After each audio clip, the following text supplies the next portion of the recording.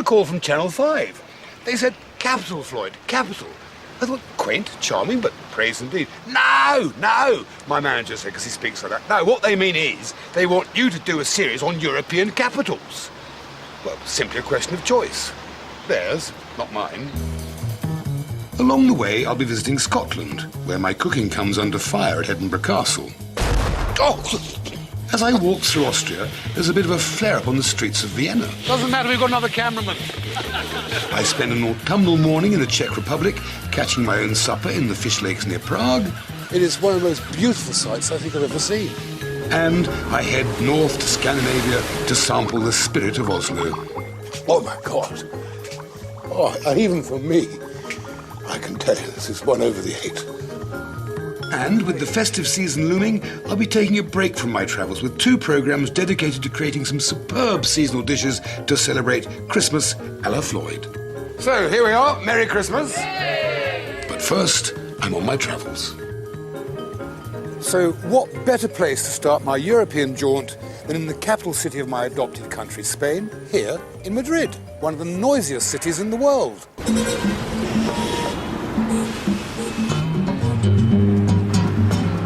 Today, Madrid is a bustling, slightly dirty, vibrant city. One of the first things you notice about Madrid is that much of the Madrileño's lifestyle revolves around food. There are more than 3,000 restaurants, and if you include cafes and tavernas, there are over 15,000 places to eat. This is Botin's, the oldest restaurant in the world, along with all the other oldest restaurants in the world that I've visited. And it's been continually serving the people of Madrid since 1725. Suckling pig and lamb are the specialities here, and they're cooked in what was originally a baker's oven. The lambs are 40 days old and an ideal weight of around about 4 kilos. They're flavoured with onion, garlic, bay leaf, parsley, thyme, white wine, and sweet paprika. Then they're cooked for 1.5 hours. The pigs take 21 days to reach the same weight, and they're prepared in the same fashion, but cooked for about 2 hours. Not exactly the sort of dish you'd see winging out of the designer kitchens in Musgrove Hill and Hampstead Heath, but it's nice to know that nothing has changed here over 300 years. Wood fires, old-fashioned pigs, old-fashioned dishes, and a taste you can't buy unless you come here. I've no query about the cooking time, but I felt the seasoning was a little sparse. Personally, I'd have really stuffed them with flavour. This is the kind of old-fashioned kitchen where the adage, if you can't stand the heat, don't come into it, really applies. These old stoves here are fired by coal and are absolutely intensely hot. But a very simple light lunch or supper dish of fried peppers, tomatoes, tomato puree, garlic and onions, and then baked with eggs. Rather delicious and terribly, terribly simple. Oil into the thing first of all. Then some red peppers, coarsely chopped. Then add the onions. Let those saute away for a few moments. Now we can add a little garlic. I say little, I actually mean quite a lot. This restaurant has been here in this building since 1720, something like that. Very, very famous old place. Mentioned in Hemingway's Death in the Afternoon as a better place to be in the afternoon than necessarily watching things being murdered in the bullring. Parsley into there now.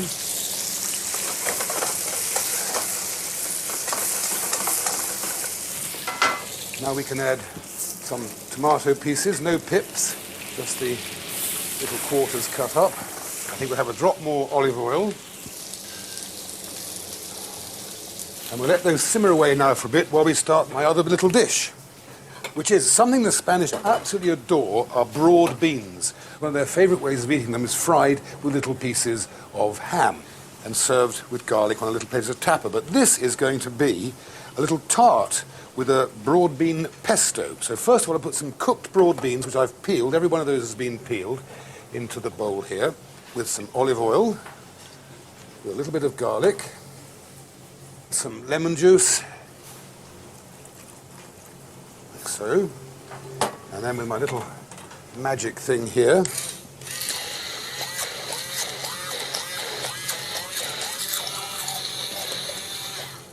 that's partly pureed now. We'll add some coarsely chopped mint into the broad bean mixture, and some parsley,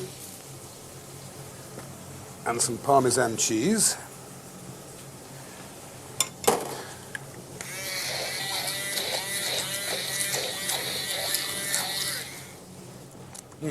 Finally, a tablespoon of grain mustard.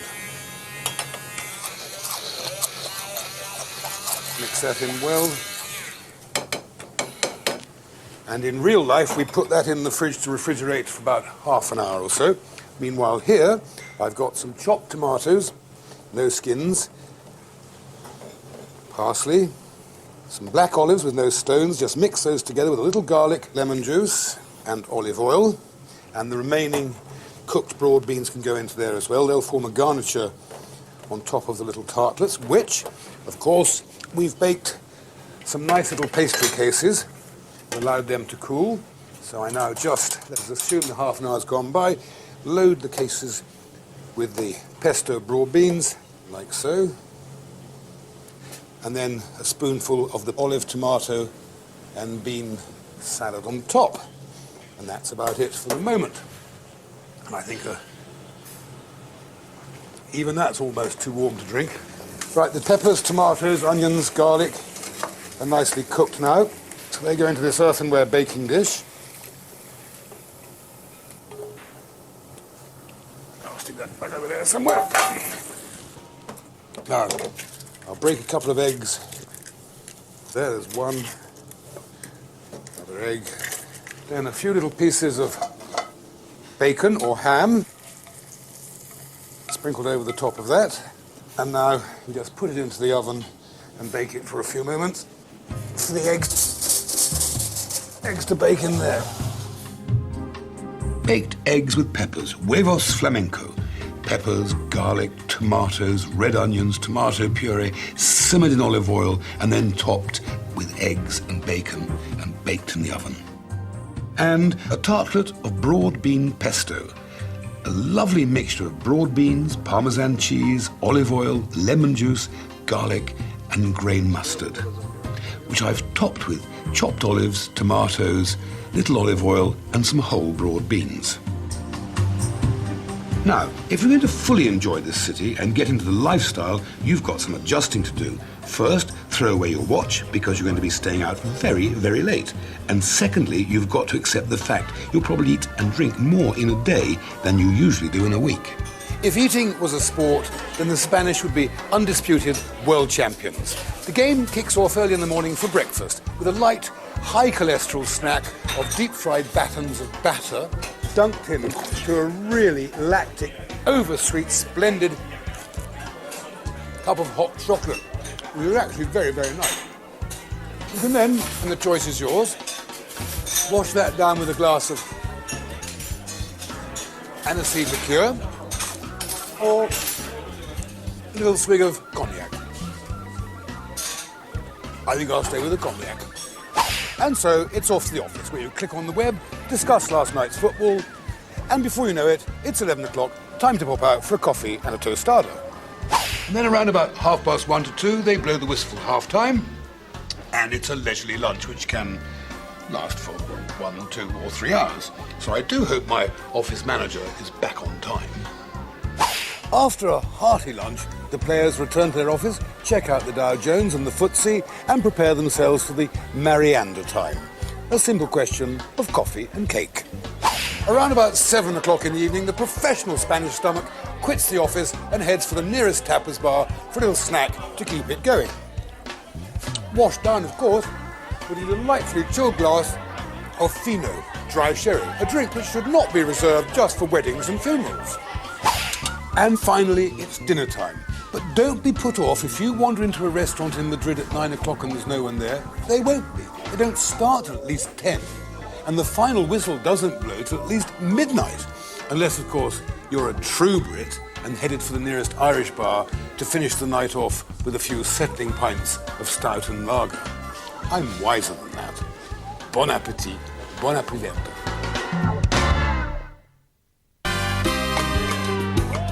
As fish markets go, this is a big one.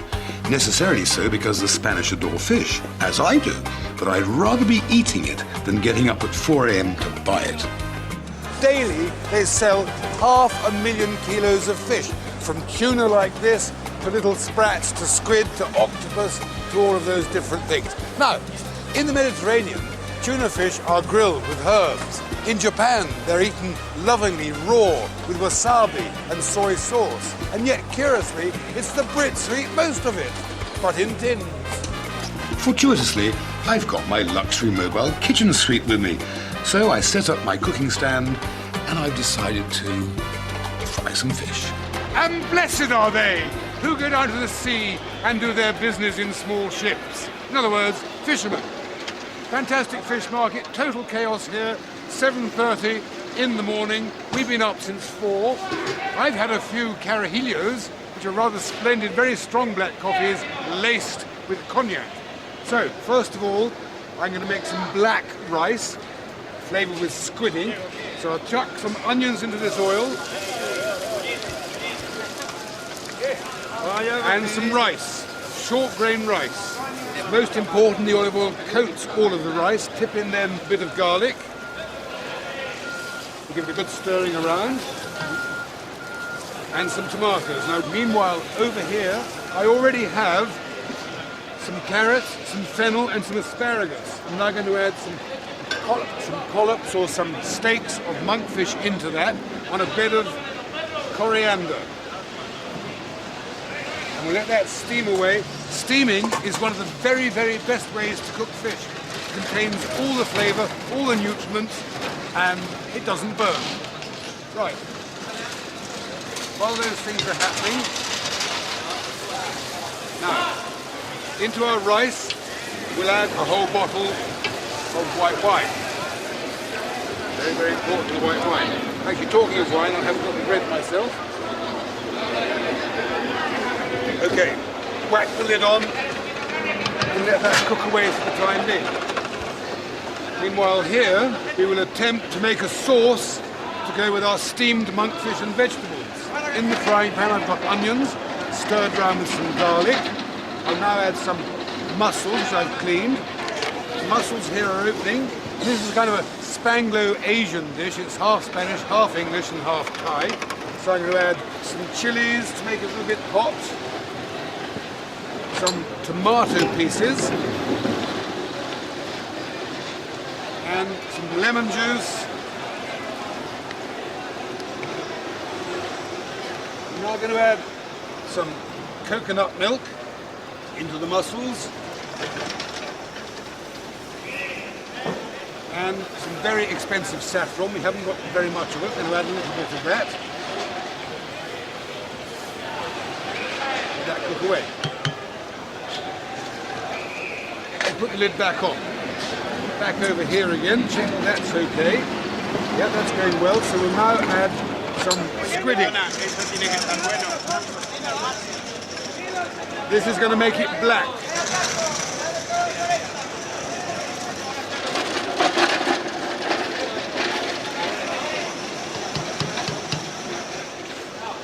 Just let that reduce a little. Some pepper, please, Sean. Good morning. It's amazing, you know. My director says, why don't ordinary people attend a television course? I mean, how can they dare drive past us when we're trying to make a leading television programme? It's only a fish market, for God's sake. Right, dill. Meanwhile, over here, we add the squid, all the prawns, and the lid goes back on. A glistening, powerful black risotto. Simply rice cooked with squid ink and garnished with prawns and squid and other shellfish. A deceptively simple dish of steamed carrots, fennel and asparagus with fresh monkfish in a creamy, spicy coconut milk sauce.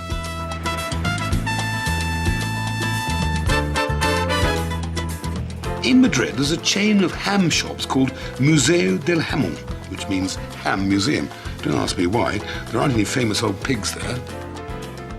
The Spanish are very passionate about their hams. The cheapest can be about £4 a kilo, going right up to over £40 a kilo. And this will be for the finest, it's called pato negro.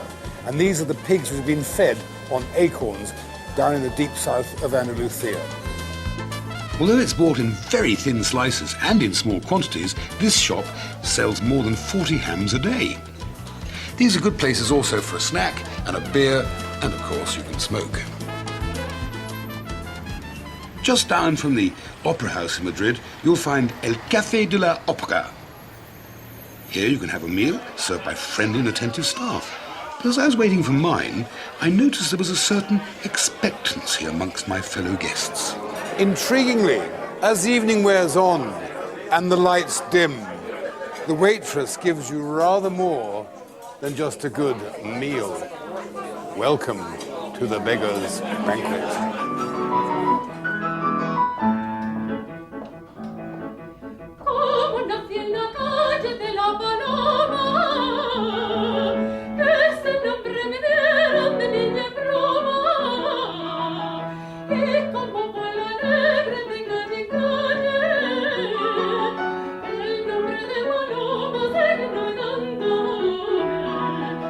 The waiters and waitresses are all classically trained, sadly not as waiters, and are, as they say, between engagements, hoping for a lucky break and an agent who'll sign them up and whisk them away to international fame and fortune.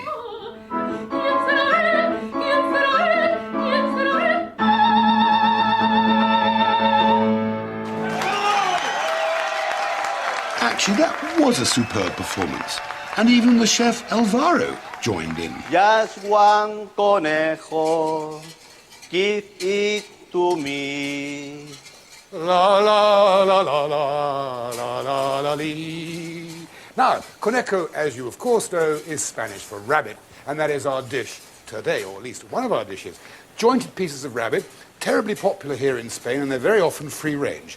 Cooked with some garlic, some celery, carrots, fennel, onions, an intriguing mixture of rabbit liver, ground pepper, garlic, and tomato puree. But the first thing to do is into this pan is to put our rabbit.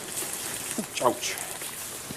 Be careful with your old camera, Mike. I know it's at risk, and so is what's left of your hair, because I will be flaming this in sherry quite shortly. Meanwhile, that simmers away there.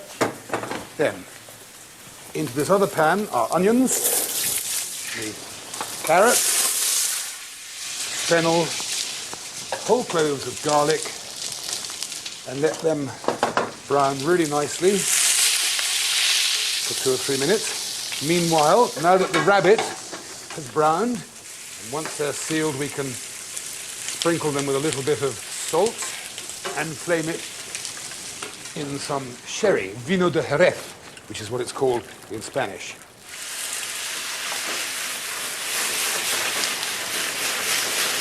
Now we can add the rabbit to the vegetable, then got some highly excellent rioja. I've been saying for years, if the wine isn't good enough to drink, it's certainly not good enough to cook with. And finally, this delicious mixture of the very finely chopped liver, ground pepper and garlic and tomato puree. It's called a pommade in French. Goes into there to help thicken and to flavour the ultimate dish. We stir that. So, there, that now simmers for about an hour on a very low heat. So, our next little snack is some delicious barbecued sweet and sour poussin, baby chickens.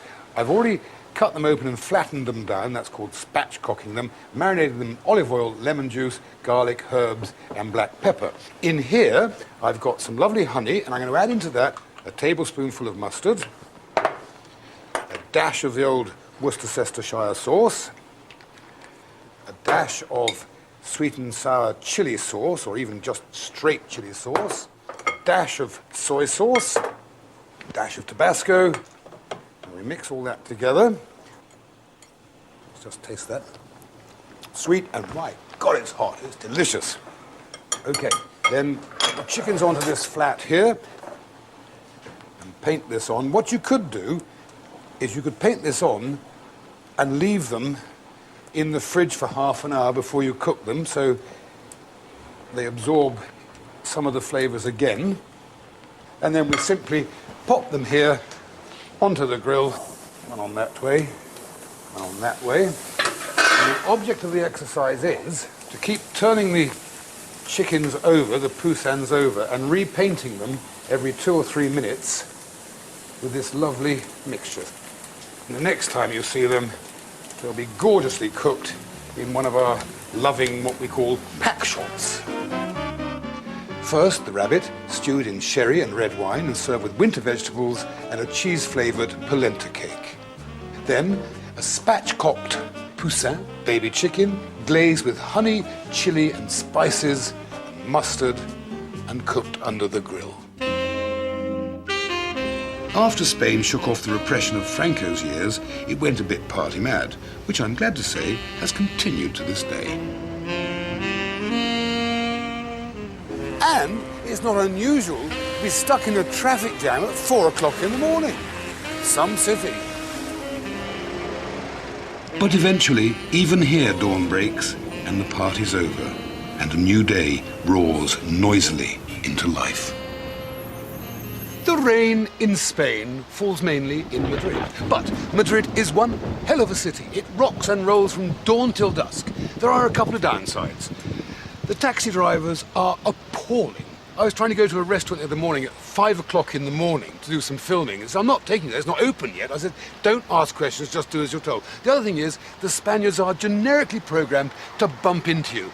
Sherry-crazed little old ladies in black robes just crash into you like that and knock you sideways. But if you like food, and you like culture, and you like fun, Madrid is for you. The untidy seals are making life difficult for the keepers at the Zoo UK in half an hour over on Sky Travel, the home of travel reality. Here on Extra, meanwhile, Keith's heading for Norway for a little more of Capital Floyd.